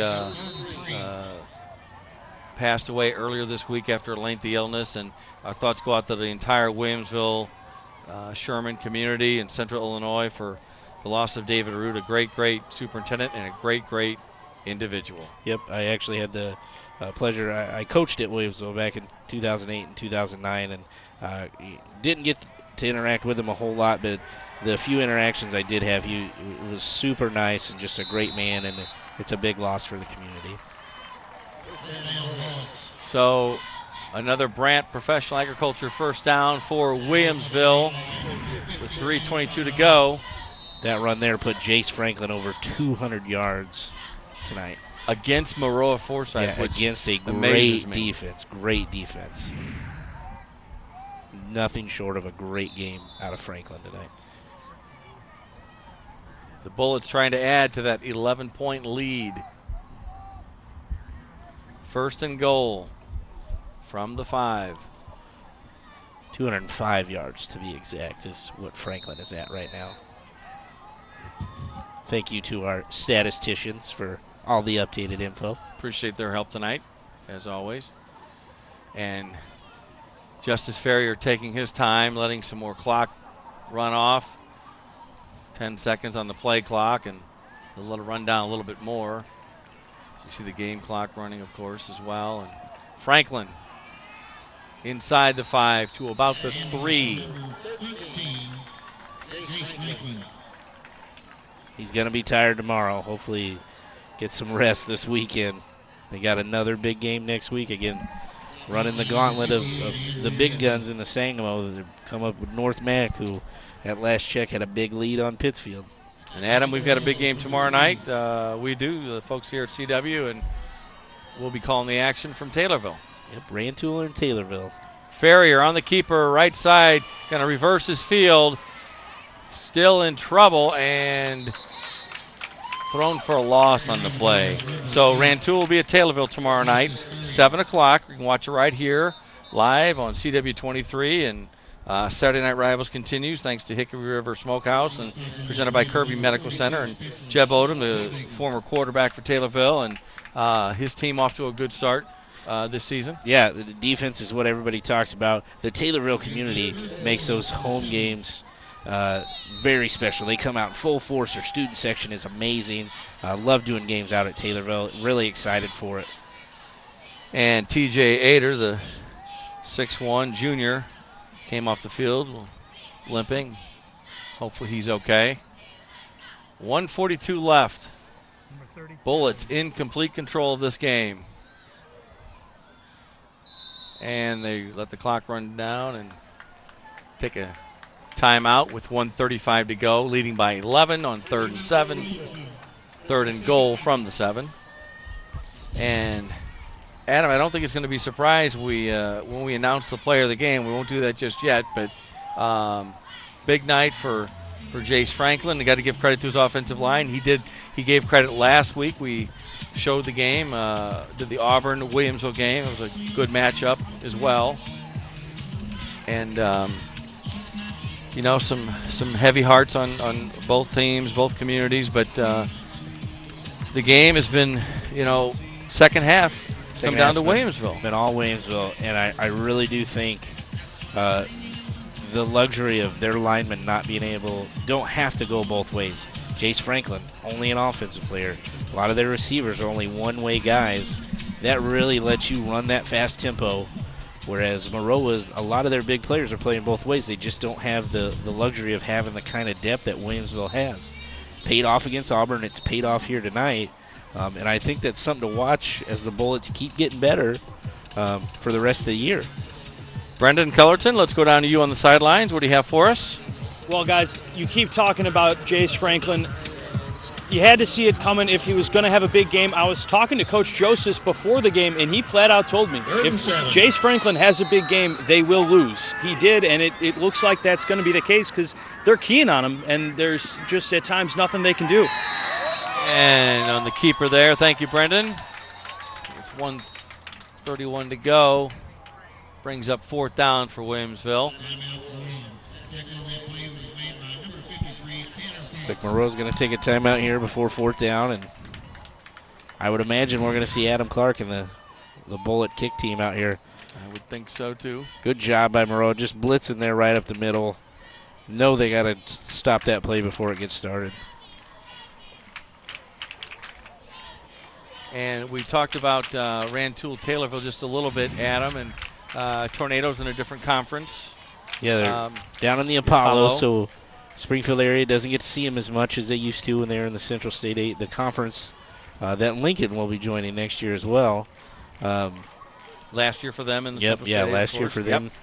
So, but I think we're going to have a good ball game. I think so, too. Rantoul 0-2, but they've played in 2 tight games. Ira Jefferson does a good job with the program, and little known fact that I wasn't even sure of till we started doing some facts on the game. Rantoul offensive coordinator Mitch Wilson, former college football teammate of myself, so it'll be nice to see Mitch out there and see what he can do with the Eagles against that very, very good Tornado defense. And we'll bring it to you live tomorrow night beginning at 7 o'clock right here on CW23.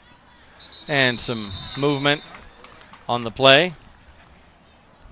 You get a false start. Not how you want to start a.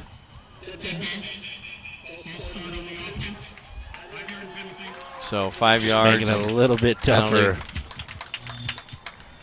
And now they are going to send out the kicking team. Yes. I was surprised to see the offense out there, but. Figured they would, eat some clock maybe, or we're going to try to eat some more, run some more clock. But this is for sure 2 scores. Maybe you can still tie it up, but not a whole lot of time here for Monroe to do much of anything. Clark with a 33-yard attempt, and it is good. So Clark with a big night for the Bullets with his leg. A nice job. I'll tell you what. Field goal is good. He has done a great job on kickoffs. He shows a lot of composure on these field goals with some pressure in his face. 36-22. That's a definite difference maker.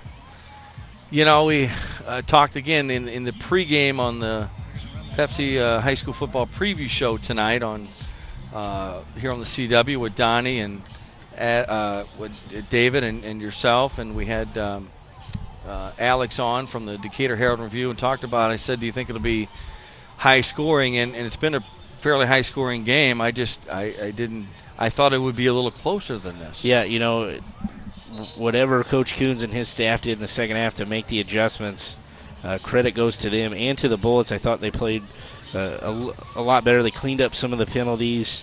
Like Coach Coons said, they traded field goals for touchdowns, so to get 6 instead of 3. And it's been all Williamsville. Outscored Maroa here 23-0 in the second half. And this is a really, really good Maroa team. I expect them to play deep into November into the playoffs. And you see the scoring drive numbers on that, and what stands out to me there, of course, is the 5 minutes and 43 seconds, which really is just a wore killer down for some Maroa clock. Forsyth. Yeah. Absolutely. So 36-22 with 1:26 to go. Bullets will kick. Adam Clark kicks it. The Trojans fielded at about the 11-yard line. breaks a tackle and out to about the 15 or to the 20-yard line. For Forsyth. Aaron Inda.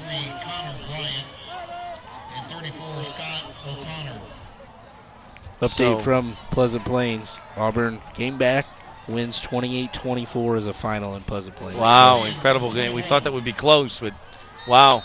So Auburn pulled it out? Auburn pulled it out. Moved to 2-1. And Plains falls to 1-2 on the Sangamo. Okay. Doesn't get it easier for them. They got to run through the top of the conference here coming up too.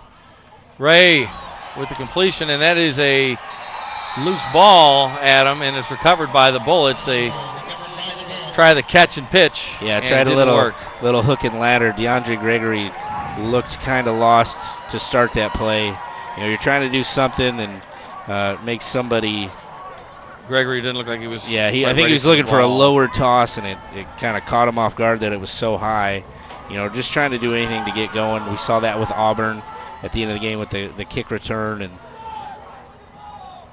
so with 1:12 to go, it's all over but the shouting for Mora Forsyth. And again, I want to take this opportunity to thank the principal and athletic director and everybody associated with Mora Forsyth and Williamsville, but especially Mora Forsyth for being gracious host not only tonight but throughout the entire week, as the News Channel 20 news team has done several stories, and we've enjoyed watching them. And Jace Franklin is going to run it. They don't down it. They just give it to Franklin, and he gets out of bounds, which didn't really need to do, but nonetheless. Good job by the Trojans just to maybe save themselves more time. They're not going to go down without a fight.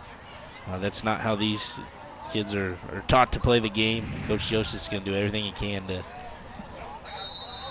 So, first and goal from the 3 after the Brant Professional Agriculture first down. Inside a minute to go. The Williamsville fans certainly enjoying this one over a good Maroa Forsyth football team. And there's Franklin scooting his way in for the touchdown. That is a Young Security touchdown, and another $50 donated to the St. Martin de Porres Center in Springfield. So thanks to Young Security for the sponsoring the touchdown and for the donation to St. Martin de Porres. I know they appreciate it. So 42-22. The Bullets lead Maroa Forsyth. Yeah, they will move to 3-0. Williamsville will, and Maroa drops to 2-1. Will drop to 2-1 with the loss. I think this puts Williamsville in the driver's seat in the Sangamo Conference. Tough matchup, like I said earlier, against North Mac next week. Will also come into that 3-0. Ended the Bullets' Sangamo winning streak last year, so I know Williamsville wants to get that one back. It'll be a great game for those two, but we'll have a great game on Friday Night Rivals for you. And Williamsville with the extra point leads now 43-22.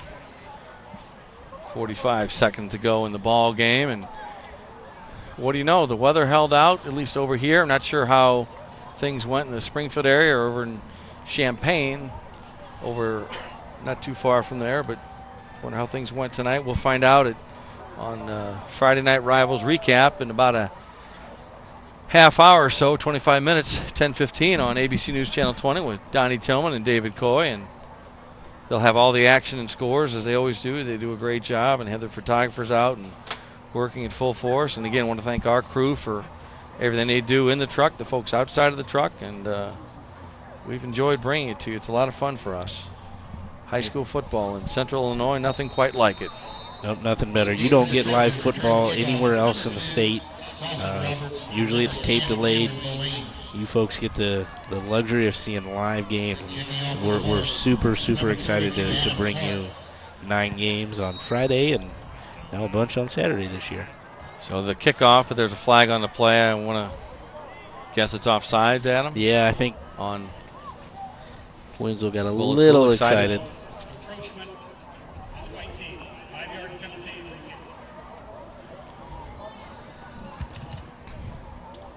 So we will, like I said, be naming our player of the game and shortly, in the presentation, of course, of the SEFCU Friday Night Rivals trophy You think to about the it. winning team. Halftime score 22-13. Williamsville's been on a 30-0 run.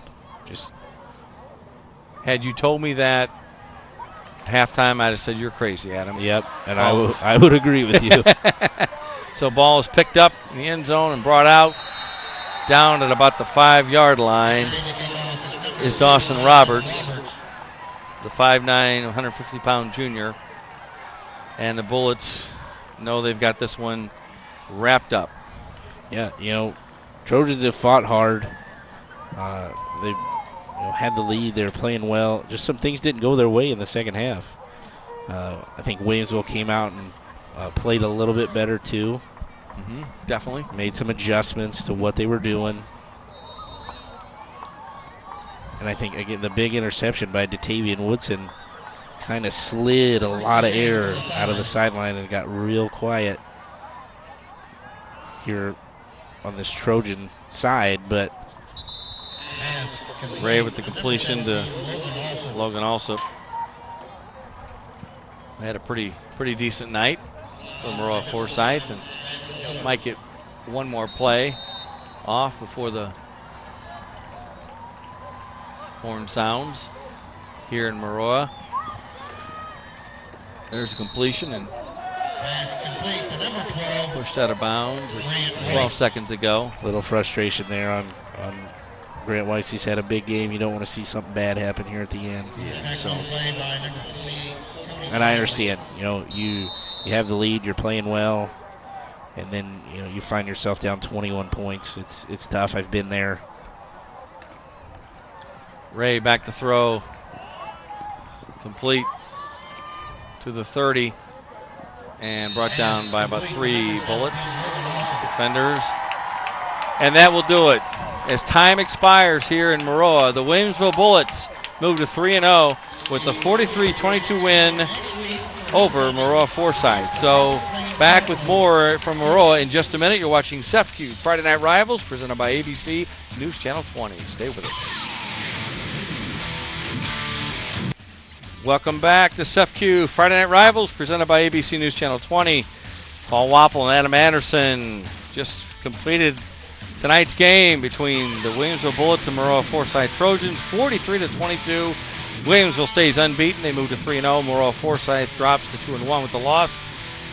It was a good game. A lot of offense, obviously. 65 points, Adam, from here from Walter Boyd Field in Maroa, and the weather held out. It was a good night for high school football. So right now, we're going to send it down to Brendan Cullerton with our player of the game, brought to you by Midwest Rehab. Brendan, who is our player of the game? Guys, our player of the game, same one for the second week in a row, Jace Franklin. So here you go. Now, I thought you had a good week last week. You ran for even more yards this week. What went well for you? Same thing as last week. It was the line that gave it to me. Man, if they weren't making the holes, I wouldn't have the yards, so I got to give it to them.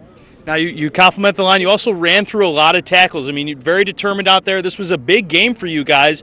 How was preparing this week? How do you feel it turned out? I feel we prepared perfectly for the team. We scouted, and then we executed out there. What we did in practice is exactly what we did on the game field, and I can't be more happy for my team. All right, thanks, Jace. We'll talk to the coach now. Now you guys had a deficit there at halftime. 30 unanswered points there in the second half. What went well for you? What'd you change? That's one of the best halves of football I've seen our kids play ever. So it was impressive. And we got a lot of guys going one way, and I think they wore down a little bit, and we made plays. All right, thanks, Coach. And for the second week in a row, you get the...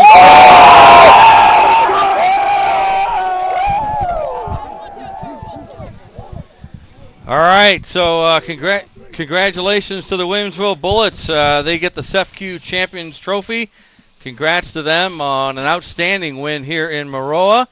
And I want to let you know, everybody, Adam, to tune in tomorrow night for Hickory River Saturday Night Rivals, presented by Kirby Medical Center at 7 p.m. right here on CW23 as the Rantoul Eagles take on the Taylorville Tornadoes in Taylorville.